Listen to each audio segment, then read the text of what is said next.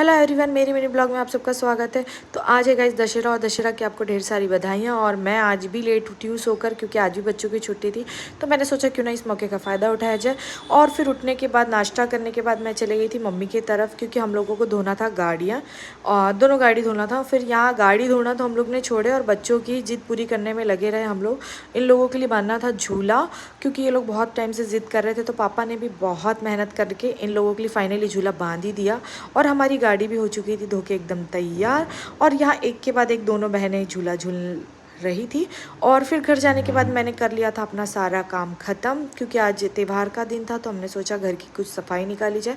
तो घर की सारी सफाई वफाई होने के बाद खाना वगैरह खाने के बाद हम हस्बैंड वाइफ रेडी होकर अपने वीडियो शूट कर रहे थे। तो जिसने भी मेरा वीडियो नहीं देखा है तो मेरे इंस्टाग्राम ID पे जाके ज़रूर देखिए, श्रद्धा केशवानी में।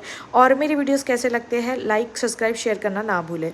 और फिर मैं चले गई थी दोपहर में सोने के लिए। तो मिलते हैं नेक्स्ट ब्लॉग में, बाय बाय।